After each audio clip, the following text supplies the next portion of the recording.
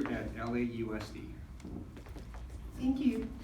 Thank you, yes, Rep. Lieu, for inviting me today. I teach first grade in Carson for Los Angeles Unified School District.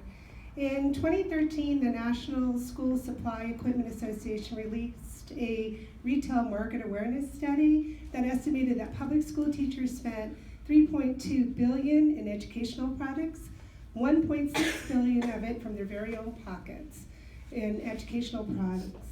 And that averages about $945 per year.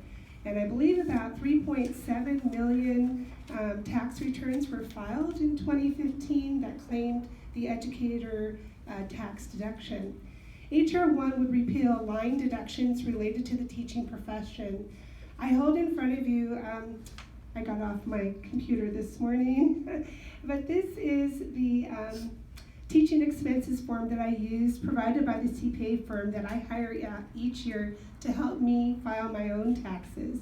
It reads as follows: that the taxpayer, that's me, has incurred ordinary and necessary expenses related directly to her role as an educator. The taxpayer is expected to employ resources necessary to reach the students. It's required to create their own lesson plans and must often gear their teaching towards the individual student.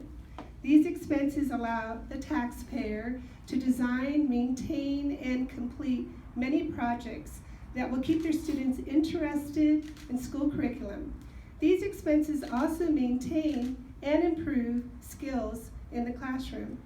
Such items included on this form are materials for arts and crafts, computer supplies.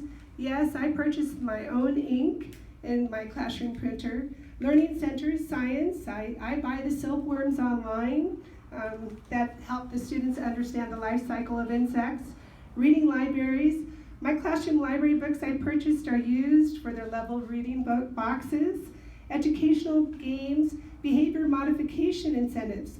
I have a prize jar in my class for encouraging stamina in writing. Film and processing. Each year we write Mother's Day poems, and I put a photo on the back of the students' handmade frames. And yes, I will be at the Target photo kiosk developing those pictures, buying glue sticks for the crafting glue gun. Teachers also use their smartphone and their own data plan when assessing technology on the job. For example, I am hearing impaired, and the smartphone apps help control my hearing aids that help me to adjust my hearing aids to all the voices during classroom time. It's not uncommon in my profession for teachers like myself. We all do our taxes super early in the year so that we can use our tax return to offset our living expenses, which during these times of limited public school monies often don't secure us with the cost of living increases. And many of us struggle to live affordably off these salaries, to send our children to college, to live in affordable housing in urban areas where we teach, and to pay for childcare, and even take family vacations, which honestly I haven't taken in a few years. The National Education Association President Lily Eccleston Garcia said in a statement about the latest GOP tax proposal last week that as educators spend more and more of their own funds each year to buy basic essentials, Republican leaders choose to ignore the sacrifice made by those in our nation's public schools to make sure students have adequate books, pencils, paper, art supplies. This plan would put the middle-class families like mine at risk of higher taxes, and it's our belief that it greatly jeopardizes students' education. NEA recently did an analysis that showed that this bill would lead to cuts of approximately $250 billion in public education over the next 10 years. Corporations get to keep their state and local tax deductions.